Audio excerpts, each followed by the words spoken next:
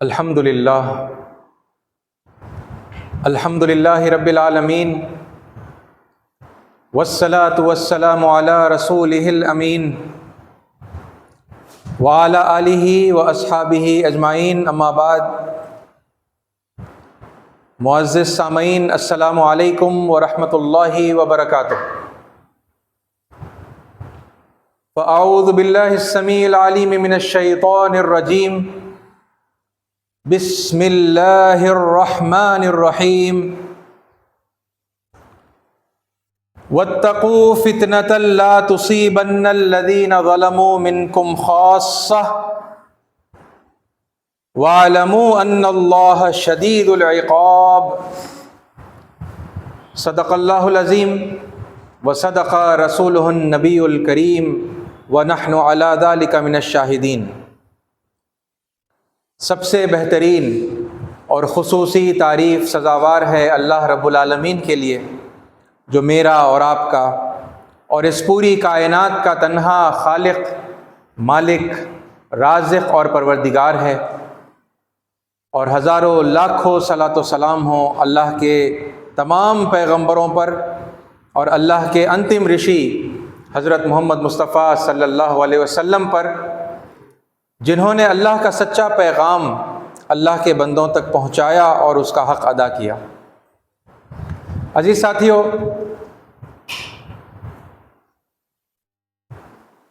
ہمارے ملک عزیز کے اندر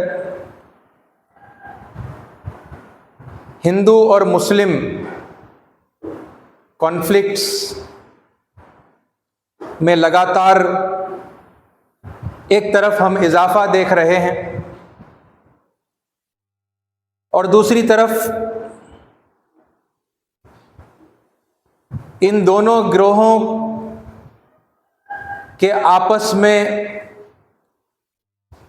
ریکنسیلیشن اور صلح کرنے والے جو اقدامات ہیں، ہم انہیں بھی دیکھ رہے ہیں، اور انتہائی افسوس اس بات پر ہوتا ہے، بظاہر ایسا محسوس ہوتا ہے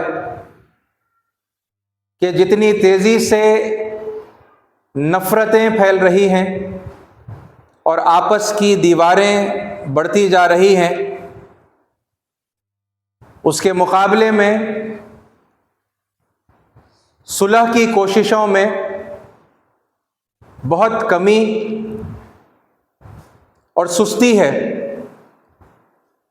اور بہت چھوٹے پیمانے پر وہ کوششیں ہو رہی ہیں جو ان دونوں بڑے گروہوں کے درمیان صلح کی کیفیت پیدا کرے۔ یہ بہرحال ایک احساس ہے، حقیقت حال سے کمپلیٹلی تو ہم واقف نہیں ہیں، جو چیز دکھ رہی ہے، سمجھ میں آ رہی ہے، وہ میں نے آپ کے سامنے ظاہر کی۔ عزیز ساتھیو، مندروں میں بتوں کو توڑنے کے حوالے سے میں نے آپ کے سامنے ایک عنوان کی ابتدا کی۔ ایک طرف اپنی جہالت میں یا لا علمی میں جو لوگ مسلمانوں میں سے ہیں اور بتوں کو توڑ رہے ہیں، اسے دینی فریضہ سمجھتے ہوئے، تو دوسری طرف ہم یہ دیکھ رہے ہیں کہ طیش میں آ کر ہندوؤں میں سے کچھ لوگ اسلام کے حوالے سے اور پیارے نبی محمد صلی اللہ علیہ وسلم کی شخصیت پر غصہ حملے کر رہے ہیں، اور یہ دونوں انسیڈنٹس آپس میں ان دونوں گروہوں کے درمیان، ہندوؤں اور مسلمانوں کے درمیان آگ کو مزید بھڑکا رہے ہیں، نفرتوں کو مزید بڑھا رہے ہیں، اور پولرائزیشن اور ڈیوائیڈ کے اندر مزید اضافہ ہوتا چلا جا رہا ہے۔ اس کو کم کرنے کے لیے، اس کو ختم کرنے کے لیے آپ کے سامنے دونوں پہلوؤں سے میں کوشش کرتا ہوں کہ باتیں رکھتا چلا جاؤں۔ بہرحال مندروں کو توڑنے کے حوالے سے میں نے آپ کے سامنے یہ بات رکھی تھی، مندروں میں بتوں کو توڑنے کے حوالے سے، کہ یہ ایک خصوصی کام تھا جو اللہ تعالیٰ نے اپنے بعض پیغمبروں میں سے لیا۔ ان میں قرآن مجید میں جو ہمیں مثال ملتی ہے وہ سیدنا ابراہیم علیہ السلام کی ہے، اور پھر محمد صلی اللہ علیہ وسلم نے فتح مکہ کے بعد خانہ کعبہ کو بتوں سے پاک کروایا۔ اس کی وضاحت میں آپ کے سامنے پچھلے 2 جمعوں میں رکھ چکا ہوں، اور یہ بات میں نے آپ کے سامنے بارہا کہی۔ ایک بہت امپورٹنٹ موضوع ہے، اسے سمجھنے کی ضرورت ہے کہ محمد صلی اللہ علیہ وسلم کے 2 کردار ہیں، ایک بحیثیت رسول اور دوسرا بحیثیت عبد۔ عبد کا مطلب ہوتا ہے غلام، سلیو، بندہ۔ تو وہ اللہ کے بندے ہیں، اللہ کے رسول بھی ہیں۔ یہ 2 ان کے 2 الگ الگ کردار ہیں، اور یہ جو کارروائی رسول اللہ صلی اللہ علیہ وسلم نے کی، یہ کارروائی رسول ہونے کی حیثیت سے کی۔ اور پچھلے جمعہ میں نے آپ کے سامنے اس بات کی وضاحت بھی رکھی کہ اللہ پر ایمان اور یوم آخر پر ایمان نہ لانے کی سزا جو اس دور میں نبی کریم صلی اللہ علیہ وسلم کی موجودگی میں لوگوں کو دی گئی، یہ رسالت کے رسپانسبلٹیز کے تحت آپ نے انجام دی، اور رسول کی غیر موجودگی میں کسی کو اس بات کا حق نہیں ہے کہ وہ لوگوں کے ایمان کا، ان کے عقیدوں کا، ہے نا، ان کے ایمانیات کا، بلیفز کا جائزہ لے، یا اس سے ریلیٹڈ یعنی دینی امور سے ریلیٹڈ، عبادتوں سے ریلیٹڈ کوئی جائزہ لے اور پھر ان کی بنیاد کے اوپر وہ سزائیں دیتا پھرے۔ اس چیز کو میں نے آپ کے سامنے یعنی واضح کرتے ہوئے آیتوں کے حوالے سے بتایا کہ یہ رسول سے مخاطب آیت ہے جہاں پر حکم دیا جا رہا ہے کہ ایمان نہ لانے والوں کو سزا دی جائے، اور پھر دوسری طرف آپ کے سامنے وہ آیتیں رکھیں جس کے اندر کمپلیٹ فریڈم کی بات ہو رہی ہے، اور آپ کو میں نے یہ بتایا کہ یہ دونوں آیتیں بظاہر کانٹراڈکٹری ہیں۔ انہیں کیسے سمجھا جاتا ہے عام طور پر، یعنی اسلام کی ویکنس کا رویہ، اور پھر اسلام جب غالب ہو جائے تو وہ رویہ، وہ ایک کامن انٹرپریٹیشن ہے ان آیتوں کا جو لوگوں کے اندر پایا جاتا ہے، اور دوسری طرف اس کا یہ انٹرپریٹیشن میں نے آپ کے سامنے رکھا کہ یہ رسول کی حیثیت سے ایک ذمہ داری انجام دے رہے ہیں سزا اور جزا کی، خاص طور پر اس وقت جب رسول آ جاتے ہیں تو اتمام حجت ہو جاتا ہے، اور جو لوگ ایمان لاتے ہیں ان کو ریوارڈ، اور جو کفر کرتے ہیں، انکار کرتے ہیں تو ان کو پنشمنٹ دے دی جاتی ہے۔ اور دوسرا رول جو فریڈم کا ہے وہ بندے کی حیثیت سے آپ نے انجام دیا، اور تمام مسلمان اب رسول کی غیر موجودگی کے اندر وہ اسی رول کو اختیار کریں گے جو آپ نے بندے کی حیثیت سے ہمارے سامنے پیش کیا۔ یہ مس انڈرسٹینڈنگ میں مزید اضافہ کرنے والی اس کتاب کا میں نے آپ کے سامنے نام لیا الولا والبرا، جس کے اندر یہ باتیں کہ کافروں کے ساتھ کیا رویہ مومنوں کا اور مسلمانوں کا ہونا چاہیے، یعنی مومنوں کے ساتھ کیا رویہ ہونا چاہیے اور کافروں کے ساتھ میں کیا رویہ ہونا چاہیے، یہ اس کے اندر آیا ہے۔ اور اس پر بات کرنے سے پہلے، کیونکہ اب یہ دیکھیے یہ یعنی کانٹیکسٹ سیٹ ہوتا ہے یہاں پر، ہے نا، اور آپ جانتے ہیں کہ کوئی بھی بات جب اپنے مقام سے ہٹا کر، اپنے کانٹیکسٹ سے ہٹا کر، اپنے موضوع سے ہٹا کر جب کہی جاتی ہے، بتائی جاتی ہے، تو اس کی وجہ سے بہت زیادہ مس انڈرسٹینڈنگ پیدا ہوتی ہے، مس انٹرپریٹیشن ہوتا ہے، مس کامنٹری ہوتی ہے، بڑی غلط فہمیاں پیدا ہو جاتی ہیں۔ ایک کام جو عین حق ہوتا ہے اپنے ریئل کانٹیکسٹ کے اندر، اپنے اصلی کانٹیکسٹ کے اندر، وہ آؤٹ آف کانٹیکسٹ اگر لوگوں کے سامنے بتایا جائے تو پھر وہ عین یعنی حق کے خلاف عین باطل بھی وہ ہو سکتا ہے نا. تو یہی چیز ہے جو یہاں پر ہوئی ہے. اور میں آپ کے سامنے یہ گزارش یعنی رکھ دوں، دہرا دوں کہ دیکھیے، میں جن باتوں کو کرٹیسائز کر رہا ہوں، جن پر تنقید کر رہا ہوں، وہ لوگوں کے مس انٹرپریٹیشنز اور مس کامنٹری ہے جس پر میں کرٹیسائز کر رہا ہوں. اس کو اسلام پر کرٹیسزم نہ سمجھا جائے. میں اسلام کو کرٹیسائز نہیں کر رہا، بلکہ اسلام کی جو صحیح تصویر ہے وہ آپ کے سامنے رکھنے کی میں کوشش کر رہا ہوں. جس چیز کو میں کرٹیسائز کر رہا ہوں وہ اسلام کے نام سے جو سوسائٹی کے اندر پھیلایا گیا ہے، اس کی مس انٹرپریٹیشن اور مس کامنٹری ہے، جس کو میں کنڈیم کر رہا ہوں. اور دوسری بات یہ بھی ہے کہ ظاہر سی بات ہے، اب یہ جو جس چیز کو میں مس کامنٹری اور مس انٹرپریٹیشن کہہ رہا ہوں، وہ کرنے والے بھی اہل علم ہیں، مسلمانوں کے بڑے بڑے علماء ہو سکتے ہیں. میں علماء کو کرٹیسائز نہیں کر رہا. انہوں نے وہ کیوں کیا، انہوں نے کیا سمجھا، ان کے پاس یعنی ان کے حالات کیا تھے اور کیا ان کی نیتیں تھیں، یہ سب وہ چیزیں ہیں جو ججمنٹ سے تعلق رکھتی ہیں، فیصلے سے تعلق رکھتی ہیں. فیصلہ کرنے والی ذات اللہ کی ہے. بار بار یہی بات آپ کے سامنے میں دہرا رہا ہوں. فیصلہ کرنے والی ذات اللہ کی ہے. تو انہوں نے اچھا کیا یا برا کیا، صحیح کیا غلط کیا، وہ ان کے اجر کے لیے ہے نا، اجر میں لکھا جائے گا یا پھر سزا کے لیے لکھا جائے گا. یہ سارا ہمارے ڈومین سے کمپلیٹلی باہر کا معاملہ ہے. ہم اس پر ہرگز یعنی کوئی تبصرہ نہیں کریں گے. ہاں، البتہ ہم کر کیا رہے ہیں، پورے عزت اور احترام کے ساتھ میں اس غلطی کو کرٹیسائز کر رہے ہیں. غلط کو غلط کہنا اور صحیح کو صحیح کہنا دلائل کے ساتھ میں، یہ ہماری ذمہ داری ہے، تو ہم وہی کر رہے ہیں. ٹھیک ہے، تو یہ بات کو بھی آپ ذہنوں میں رکھیں کہ سارے جو اہل علم ہیں وہ ہمارے نزدیک قابل احترام ہیں، ہم ان سے محبت کرتے ہیں اور ان کے اخلاص پر ہم شک نہیں کرتے. لیکن جو باتیں غلط آ گئی ہیں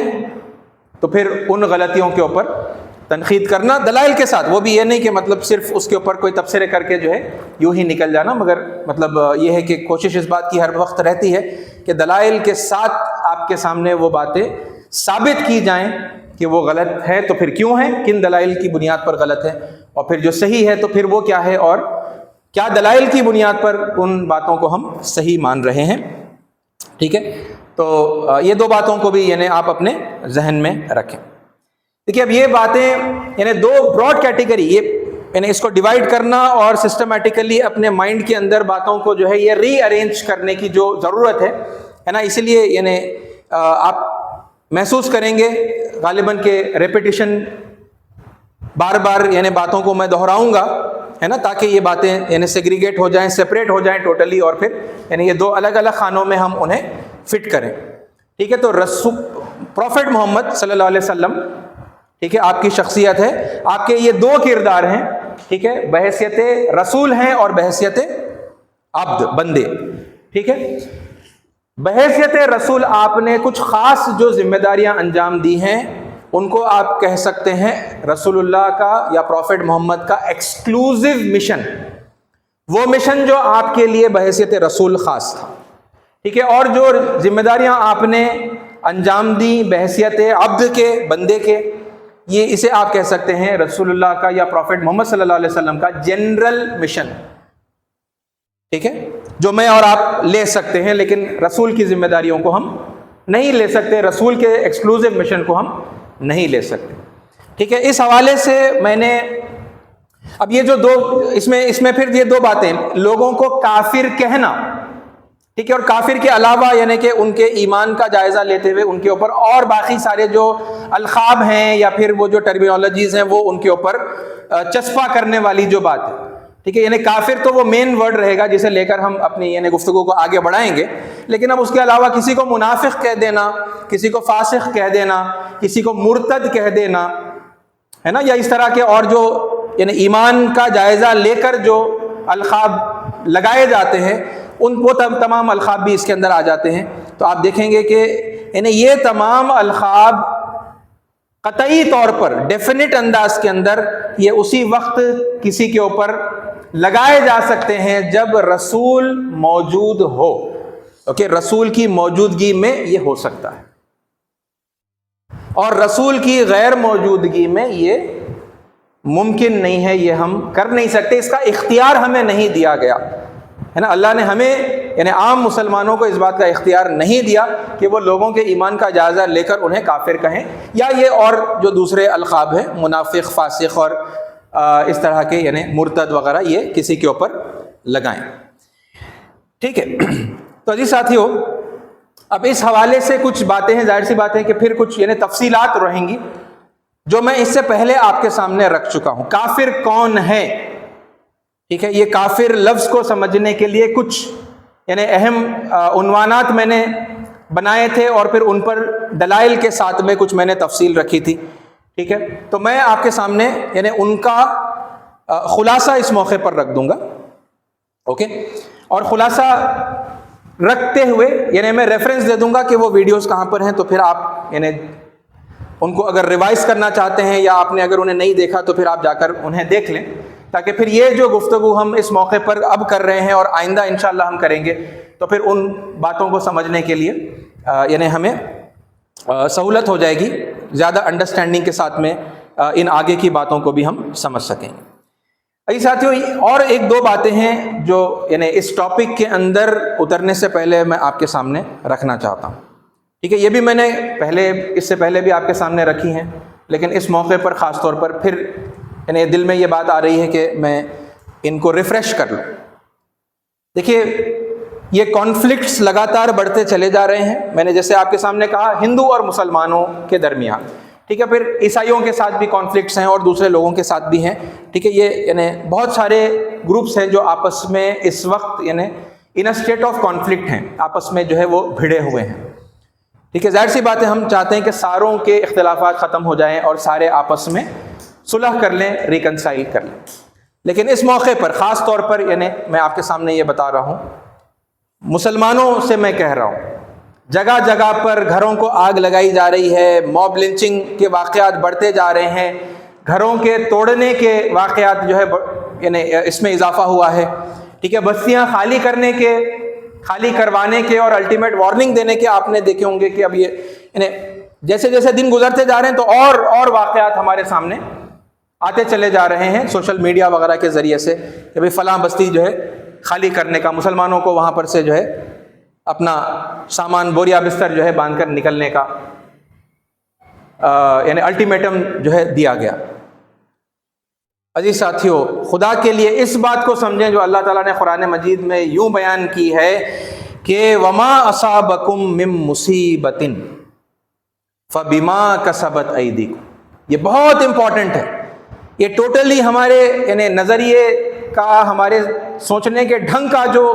زاویہ ہے اسے بدل دینے والی آیت ہے۔ اب کوئی ہمارے خلاف یعنی مسلمانوں کے خلاف اگر ہندو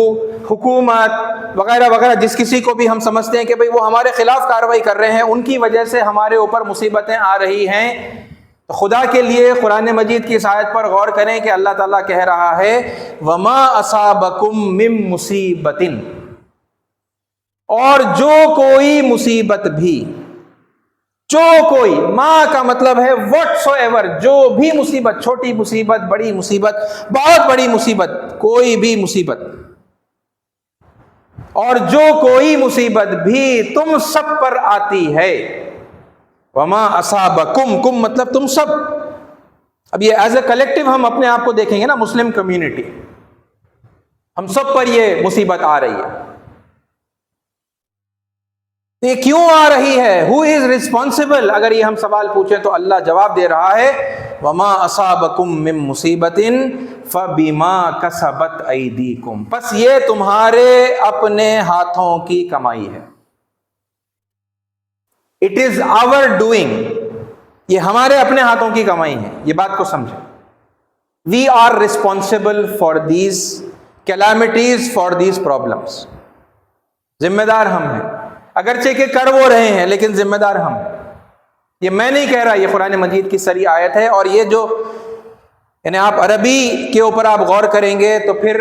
یعنی ہر مصیبت کو یہ کور کر لیتی ہے. اس آیت میں ایسا نہیں ہے کہ بھی بعض مصیبتیں ہیں ہے نا وہ تمہارے اپنے ہاتھوں کی کمائی ہے، لیکن پھر بعض کچھ اور مصیبتیں ہیں جو دوسروں کی وجہ سے تم پر آ رہی ہیں. نہیں، یہ ماں جو ہے یہ نکرہ ہے. یہ تمام مصیبتوں کو اس آیت کے کانٹیکسٹ کے حوالے سے آپ دیکھیں گے تو تمام مصیبتوں کو یہ اپنے آپ کے اندر لے لیتا ہے کہ جو کوئی مصیبت بھی ہو اگر وہ تم سب پر آ رہی ہے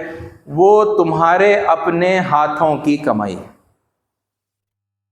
اور پھر آگے اللہ تعالیٰ نے کہا وَيَعْفُ عَنْ كَثِيرٍ، حالانکہ اللہ تعالیٰ نے تمہارے کثیر گناہوں سے عفو کر دیا ہے، درگزر کر دیا ہے، نظر انداز کر دیا ہے. ہر گناہ پر ابھی پکڑ نہیں ہوئی، ہر گناہ کے بدلے میں مصیبت یعنی نہیں آئی. کئی گناہ ایسے ہیں اللہ نے عفو کر دیا، درگزر کر دیا، اوور لک کر دیا. مگر پھر کچھ گناہ ایسے ہیں، کچھ غلطیاں ایسی ہیں جن کی وجہ سے مصیبتیں ہم پر آ رہی ہیں. تو we need to stop blaming others, we need to introspect our self. ہم اپنا احتساب کریں، دوسروں پر دوش دینا ہم بند کریں. ہم یہ یعنی جیسا one of the primary first steps ہے یہ کیے بغیر بس یعنی گفتگو ہو رہی ہے، بات ہو رہی ہے تو پھر اب وہ ذمہ دار ہیں، وہ مجرم ہیں، وہ ظالم ہیں، وہ پورا پرسپیکٹو جو ہے یہ ہوتا ہے کہ پھر ان کے اوپر بلیم ڈالیں گے اور پھر بلیم ڈال کر انہیں دشمن سمجھ کر اس کے بعد ہم اپنی منصوبہ بندی کریں. یہ وہ ان کروشل یعنی کہ بگننگ پوائنٹس میں سے ہے نا جس کو کریکٹ کرنے کے بعد پھر ہم آگے کچھ دیکھیں. وی آر ریسپانسبل، اللہ کہہ رہا ہے کہ تمہارے ہاتھوں کی اپنی ہے نا کمائی ہے یہ. تو ہم نے ایسے کیا کر دیا جس کی وجہ سے یہ مصیبتیں ہم پر آئی، یہ دیکھیں گے نا. یہ دیکھنا انتہائی ضروری. اور یہ دیکھنے کے بعد اگلی جو ایک اور امپورٹنٹ بات ہے، دیکھیے میں جو یہ آپ کے سامنے کیٹیگرائزیشن کر کے بتا رہا ہوں، رسول کا رول الگ ہے، یعنی محمد صلی اللہ علیہ وسلم کا رول الگ ہے بحیثیت رسول، بحیثیت عبد، بندے کے. یہ سب کام کرنا اور بتانا اور ان باتوں کو باریکی سے جاننا، یہ عام طور پر ہم ایکسپیکٹ کرتے ہیں کہ یہ علماء کا کام ہے. عام مسلمان یہ ساری اسٹڈی اور ڈیٹیلز اکثر عام طور پر نہیں جانتے، لیکن مصیبتوں میں گرفتار ادھر بھی ہو رہے، علماء بھی ہو رہے ہیں اور عوام بھی ہو رہی ہے مسلمانوں کی. اور دونوں کی نجات ان مصیبتوں سے ہمارے پیش نظر ہے. دونوں گروہوں سے ہمدردی ہے. کوئی میں یا ہماری ٹیم کوئی علماء کی دشمن نہیں ہے، جیسا میں نے آپ کے سامنے پہلے بھی کہا. یعنی تنقید غلطی کی ہو رہی ہے، علماء کے پرسنل شخصیات کے اوپر کوئی اٹیک نہیں ہو رہا، ان سے محبت ہے، ان سے یعنی احترام کا تعلق ہے. لیکن عوام بھی پس رہی ہے. اب عوام ناواقف ہے. یہ جو چیزیں اور ان کے جو یعنی رسول کا کردار الگ ہے، بندے کا کردار الگ ہے. یہ رسول کی رسپانسبلٹی عام مسلمان لے لینے کی وجہ سے جو انتشار کی کیفیت اس وقت آپ جو دیکھ رہے ہیں، اور یہ اور بھڑکنے والی ہے اگر ہم نے اپنے روش کو سدھارا نہیں تو پھر یعنی اور بھگتنے والے ہیں. تب خیال یہ آئے گا کہ بھئی بیچارے عام مسلمان کا کیا قصور، وہ تو بیچارہ جانتا ہی نہیں. لیکن وہ اتنی خطرناک زہریلی آگ کی جو ہے لپیٹ میں وہ آ رہا ہے، وہ ٹارگٹ بن رہا ہے، اسے جو ہے بھگتنا پڑ رہا ہے. تو اس سلسلے میں قرآن مجید کی اس آیت کو آپ اپنے ذہن میں رکھیں. اللہ تعالیٰ نے یہ وارننگ ہے نا، کلیئر وارننگ قرآن مجید میں پہلے سے دے رکھی. کیا بات ہے؟ وَاتَّقُوا فِتْنَةً لَا تُصِيبَنَّ الَّذِينَ ظَلَمُوا مِنْكُمْ خَاصَّةً. بڑی خاص آیت ہے، ذرا انہیں آپ لوگ توجہ دیں. واتقوا، اور بچو اور ڈرو، بچاؤ اپنے آپ کو، فتنتن، ایسے فتنے سے، لا تصیبن الذین، جس کی مصیبت جب آئے گی تو صرف لا تصیبن الذین ظلموا منکم خاصہ، تو وہ مصیبت صرف ان لوگوں کے لیے خاص اور مخصوص نہیں ہوگی جو تم میں سے ظالم۔ کیا مطلب ہے اس کا؟ اس کا ترجمہ میں پڑھ دیتا ہوں روانی سے۔ اور بچو اس فتنے سے جس کی شامت مخصوص طور پر صرف انہی لوگوں تک محدود نہ رہے گی جنہوں نے تم میں سے گناہ کیا ہو۔ یعنی بعض فتنے ایسے بھی ہوتے ہیں جن کی وجہ سے جب اس کی سزا آتی ہے یا اس کی وجہ سے جب مصیبت آتی ہے تو وہ محض گنہگاروں تک وہ سزا محدود نہیں رہتی، بلکہ جو اور ساتھ میں لوگ ہوتے ہیں، جو سائلنٹ اسپیکٹیٹرز ہوتے ہیں، جو آپ کہیں بلائنڈ فالوورز ہوتے ہیں، وہ کر رہے ہیں نا، ہمیں تو پتہ نہیں بھائی، ہم عالم نہیں ہیں، ہے نا، ہم مفتی نہیں ہیں، وہ لوگ دین کے لیے ذمہ دار ہیں، وہ لوگ جواب دیں گے، انہوں نے غلطی کی ہے، ہم نے تو نہیں کی ہے۔ تو پھر کیا ہوگا جب وہ مصیبت آئے گی؟ تو صرف انہی خاص لوگوں تک وہ مصیبت محدود نہیں رہے گی، بلکہ یہ سب لوگوں کو بھی وہ مصیبت اپنے گھیرے میں لے لے گی۔ اور پھر آگے کیا کہا؟ وَاعْلَمُوا أَنَّ اللَّهَ شَدِيدُ الْعِقَابِ، اور جان رکھو کہ اللہ سخت سزا دینے والا ہے۔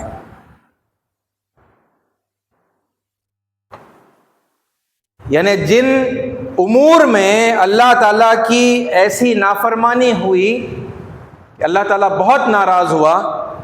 ہے نا، اور وہ امور یعنی کہ ساری سوسائٹی کو افیکٹ کرنے والے امور ہیں، تو پھر کیا ہوگا؟ اللہ تعالیٰ سخت سزا دے گا۔ اور یہ سائلنٹ اسپیکٹیٹر بن کے، بلائنڈ فالوور بن کے، اگنورینٹ بن کے، بھائی ہمیں تو کچھ معلوم ہی نہیں تھا، ایسے لوگ اس سزا سے، ان مصیبتوں سے بچیں گے نہیں، وہ آئیں گے اس کے گھیرے میں، ہے نا۔ واضح کتنی صاف بات ہے جو اللہ تعالیٰ اس آیت کے اندر جو ہے کہہ رہا ہے۔ یہ 8:25 قرآن مجید کی میں آپ کے سامنے رکھ رہا ہوں۔ تو یہ ساتھیوں، یہ دونوں باتوں کو آپ ذہن میں رکھیں، ٹھیک ہے۔ اور پھر آگے اس یعنی سلسلے میں جو کلیریفیکیشن میں آپ کے سامنے رکھوں گا، ٹھیک ہے، ان کے اندر ہم جائیں گے۔ یہ کلیریفیکیشن مسلمانوں کے یعنی علماء کے لیے بھی ہے، ایک طالب علم کی سٹڈی ہے، ایک اسٹوڈنٹ کی سٹڈی ہے جو میں سامنے رکھ رہا ہوں ادباً اس گزارش کے ساتھ میں پلیز اس کو کنسیڈر کریں۔ صحیح ہے تو پھر اپنی غلطیوں کو سدھار لیں، نہیں اگر میں غلط ہوں تو پھر جو اہل علم ہے وہ دلائل کے ساتھ میری اصلاح کریں۔ عام مسلمانوں سے یہ گزارش ہے کہ بھئی یہ بلائنڈ فالوئنگ کی وجہ سے اب تک یعنی کتنا بھگت چکے ہیں، کتنے برباد ہو چکے ہیں، آئندہ اور برباد ہوں گے اگر اپنی غلطیوں کو نہیں پہچانا اور اگر ابھی بھی ہوش میں نہیں آئے۔ تو پلیز آپ لوگ ہے نا اللہ کو راضی کرنے اور اللہ تعالیٰ کی ناراضگی کی وجہ سے یا جو اور ہمارے غلطیوں کی وجہ سے آنے والی جو مصیبتیں ہیں ان سے اپنے آپ کو بچانے کے لیے، اپنی روش کو سدھارنے کے لیے پلیز آپ لوگ سنیں۔ اور اسی طرح سے میں اپنے ہندو اور عیسائی اور دوسرے اور جتنے ہے نا دھرموں کے میرے بھائی بہن ہیں، میں ان سے بھی گزارش کرتا ہوں جو کوئی سنتا ہے کہ آپ لوگ مسلمانوں کو دیکھ رہے ہیں، مسلمانوں سے آپ اسلام کو سمجھ رہے ہیں۔ معاف کرنا، یہ بڑی شرمندگی کی بات ہے کہ آپ کو وہاں پر ریئل اسلام شاید ہی آپ کو کہیں نظر آ رہا ہوگا، ہے نا۔ آپ کو جو نظر آ رہا ہوگا اکثر وہ اسلام کے خلاف مسلمانوں کی حرکتیں ہوں گی، ہے نا، جن کی وجہ سے اسلام کا غلط امیج آپ کے مائنڈ میں کریٹ ہوا، ہے نا، اس کی غلط شبیہ آپ کے ذہن میں بنی اور آپ شاید اس سے دوری بنائے رکھتے ہیں یا پھر آپ نفرت بھی کرتے ہوں گے۔ الگ الگ ڈگریز کے اندر ہے نا آپ کو لوگ دیکھنے کو ملے۔ اور میری گزارش ان ایکس مسلم سے بھی ہے جو لوگ اسلام کو چھوڑ کر جا چکے ہیں، ٹھیک ہے، آپ لوگ بھی اگر سن لیں، ہے نا، شاید آپ کو یہ پتا چل جائے گا کہ آپ نے جن بنیادوں پر اسلام کو چھوڑا ہے ان میں سے بہت ساری باتیں تو وہ ہیں جن میں آپ کی رائے صحیح ہے، اور وہ آپ جن چیزوں سے اسلام کو لے کر بیزار ہیں وہ دراصل اسلام ہے ہی نہیں، وہ اسلام کے نام سے اس کا غلط انٹرپریٹیشن تھا، اس کی غلط کامنٹری تھی، اس کی غلط توجیہ تشریح تھی، توڑ مروڑ کے جو لوگوں کے سامنے پیش کی گئی تھی، جس کو جسٹیفائی نہیں کیا جا سکتا۔ آپ کو پتا چلے گا کہ آپ شاید ایکس مسلم ہو کر جن باتوں کو مانتے ہیں وہ واقعی میں دراصل اسلام کی باتیں ہیں، اگرچہ کہ آپ اسلام سے بیزار آ گئے ہیں اور آپ کو اب اسلام سے ہے نا کوئی لینا دینا نہیں ہے، اس کا کوئی اس کی کوئی وضاحت اور کلیریفیکیشن بھی جو ہے اکثر مطلب ایک دو انٹریکشنز ہوئے ہیں تو یہ محسوس ہوا کہ وہ سننا ہی نہیں چاہتے، اسلام کا کوئی کلیریفیکیشن وہ سننا نہیں چاہتے، بس ان کو تنقید کرنی ہے، اور وہ بیزار ہیں، وہ بہت سخت بیزار ہیں۔ میں ان سے بھی گزارش کرتا ہوں کہ اگر آپ لوگ سن لیں تو آپ کو انہیں وہ کلیئرٹی اللہ انہیں دے دے جس سے جو ہے ریئل اسلام کے بارے میں آپ کو باتیں سمجھ میں آ جائے۔ عزیز ساتھیو، یہ تمام باتیں ذہن میں رکھتے ہوئے اب اس کی طرف ہم آگے آ رہے ہیں کہ رسول کی موجودگی میں لوگوں کو کافر کہنا اور رسول کی غیر موجودگی میں نہیں کہنا، اس بات کو سمجھانے کے لیے میں نے آپ کے سامنے 4 جمعوں کے اندر، ٹھیک ہے، یہ 2022 کے اکتوبر کے پہلے، دوسرے، تیسرے اور چوتھے ہفتے کے اندر یہ ویڈیوز میں نے ریکارڈ کیے ہیں، ٹھیک ہے۔ ویڈیو نمبر 46 ہے، میں ریفرنس کے لیے کہہ رہا ہوں کہ اگر کوئی سننا چاہے، یوٹیوب پر ہے یہ، ٹھیک ہے، اس نمبر کے ساتھ میں۔ کافر کون ہے؟ ہو از اے کافر، یعنی کافر قرآن مجید میں جب اصطلاح آئی ہے تو کن کن معنوں کے اندر آئی ہے نا، اس کی کچھ ڈیٹیل میں نے رکھی ہے، ٹھیک ہے۔ یہ ویڈیو نمبر 46 ہے، اوکے۔ ہو از کافر 3 معنوں میں عام طور پر کافر کا لفظ قرآن میں استعمال ہوا ہے: انگریٹفل، ناشکرا، ٹھیک ہے، اور پھر دوسرا انکار کرنے والا، حق کا انکار کرنے والا، ریجیکٹر، ٹھیک ہے، ڈس بلیور یعنی بھی کہیں گے، اور پھر تیسرا مطلب تھا چھپانے والا، ون ہو ہائڈس، ٹھیک ہے۔ یہ 3 معنوں کے اندر قرآن مجید میں جگہ جگہ پر کافر کا لفظ استعمال ہوا ہے، ٹھیک ہے۔ ان کی ڈیٹیلز یعنی آپ وہاں پر دیکھ لیں، آیتیں ہیں، ریفرنسز ہیں، کن کن معنوں کے اندر آیا ہے، لغوی معنی کیا ہیں، ہے نا، کسان کو بھی جو ہے کافر کہا جاتا ہے، یہ ساری مطلب ڈیٹیلز میں نے وہاں پر اس میں جو ہے رکھنے کی کوشش کی ہے۔ پھر ہو کین بی کالڈ ایز کافر، کافر کسے پکارا جا سکتا ہے، اس عنوان پر یعنی کچھ تفصیلات میں نے رکھی ہیں، پھر دلائل کے ساتھ میں۔ یہ ویڈیو نمبر 47 ہے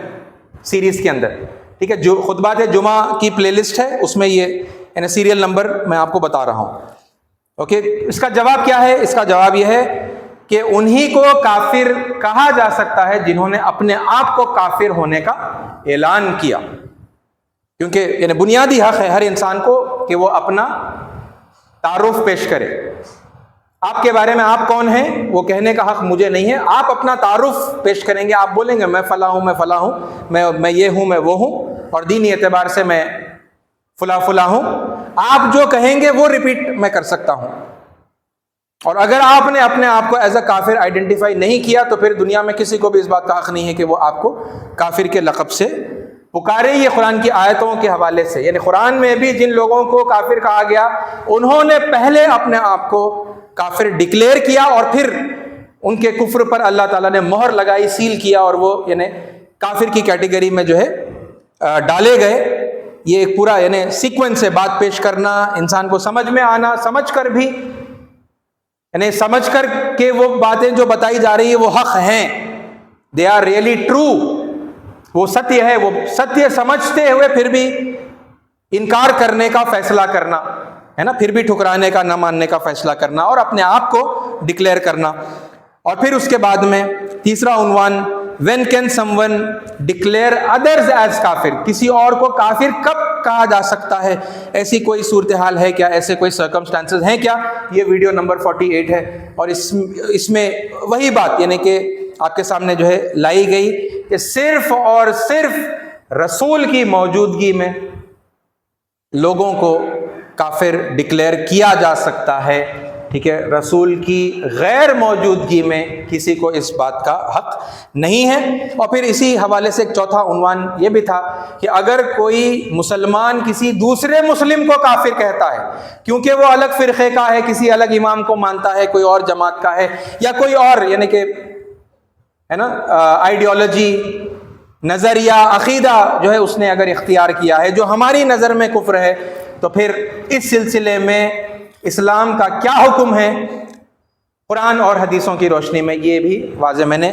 کرنے کی کوشش کی تھی۔ اس کا ویڈیو نمبر جو ہے یہ 49، ٹھیک ہے۔ تو یہ 4 ویڈیوز ہیں جن کے اندر یہ باتیں کمپلیٹ وضاحت کے ساتھ میں، یعنی کمپلیٹ تو نہیں کہوں پھر میں یہ اپنی بات کو یعنی کریکٹ کر لوں کہ کسی قدر وضاحت کے ساتھ میں نے کوشش کی ہے نا۔ کاش کہ کوئی عالم دین، کوئی مفتی، کوئی اہل علم یہ بات کرتے ہے نا، اور مجھ جیسے جاہل کو یہ بات کرنے کی ضرورت ہی نہ پڑتی، لیکن بہرحال کیونکہ اکثر لوگ نہیں کر رہے ہیں تو پھر میں کر رہا ہوں، اپنے ٹوٹے پھوٹے انداز کے اندر میں کچھ باتیں آپ کے سامنے رکھنے کی کوششیں کر رہا ہوں۔ اور یہی ساتھیوں، صرف اور صرف رسول کی موجودگی میں لوگوں کے ایمان اور کفر کے فیصلے کرنے کے حوالے سے یہ آیت میں غالباً پچھلے 2-3 جمعوں سے آپ کے سامنے دہراتا چلا جا رہا ہوں، پھر ایک بار میں آپ کے سامنے دہرا دوں۔ یہ سورہ یونس کی آیت نمبر 47 ہے، 10:47، وَلِكُلِّ أُمَّةٍ رَسُولٌ، اور ہر امت کے لیے اس امت کا رسول مقرر ہے، اور ہر امت کے لیے اس کا رسول ہے۔ فَإِذَا جَاءَ رَسُولُهُمْ، پس جب ان کا رسول ان کے پاس آ جاتا ہے، قُضِيَ بَيْنَهُمْ، ان کا فیصلہ کر دیا جاتا ہے۔ کیسا ہوتا ہے وہ فیصلہ؟ قُضِيَ بَيْنَهُمْ بِالْقِسْطِ، پوری قسط کے ساتھ، پورے انصاف کے ساتھ، کمپلیٹ جسٹس کے ساتھ ان کا فیصلہ کر دیا جاتا ہے۔ وَهُمْ لَا يُظْلَمُونَ، اور ان پر رتی برابر بھی ظلم نہیں کیا جاتا۔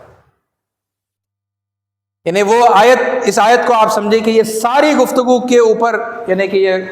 آیت حاوی ہے، اسی کے تحت ہم بات کر رہے ہیں، یہ سیگریگیشن ہم کر رہے ہیں۔ بھئی جب رسول آتا ہے تب لوگوں کا فیصلہ ہوتا ہے، رسول کی موجودگی میں ہوتا ہے، رسول کی غیر موجودگی میں نہیں ہوتا ہے نا۔ یہ وہ آیت ہے جو اس بات کو واضح کرتی ہے، اور پھر اس سلسلے کی یعنی کہ اور آیتیں ہیں اور اس کی آگے کی سٹڈی ہے۔ ای ساتھیوں، یہ پورا وہ پس منظر ہے جو میں چاہتا ہوں کہ آپ اپنے ذہنوں میں رکھیں، اور پھر اس کے بعد میں اس کتاب کی سمری کا مطالعہ کریں، جس کا میں نے لاسٹ ٹائم آپ کے سامنے مینشن کیا تھا، الولا والبرا، ٹھیک ہے۔ اور یہ ایک یعنی اکیڈمک آپ سمجھیں کہ سٹڈی ہے اور جائزہ ہے نا، جو ہم کر رہے ہیں قرآن مجید کی روشنی میں، لیکن اب یہ کانٹیکسٹ کو سامنے رکھتے ہوئے، یہ انڈرسٹینڈنگ کو سامنے رکھتے ہوئے کہ بھئی رسول کے 2 کردار ہیں، اور کوئی عام مسلمان اس بات کی جرات نہیں کر سکتا، یعنی نبی کے بعد کے دور میں کوئی بھی مسلمان، عام سے مراد میں وہاں رسول اور یعنی آپ کے جو خاص صحابہ ہیں میں ان سے تخصیص کر رہا ہوں، بعد کے دور کا کوئی بھی مسلمان، وہ پھر عالم ہو، فاضل ہو، وہ مفتی ہو، وہ کوئی بھی ہو، وہ رسول کی غیر موجودگی میں رسول کی رسپانسبلٹی کو لینے کی جرات نہیں کر سکتا۔ وہ صرف وہی رول لے گا جو رسول اللہ صلی اللہ علیہ وسلم نے، جو محمد صلی اللہ علیہ وسلم نے بندے کی حیثیت سے ہمارے سامنے پیش کیا ہے،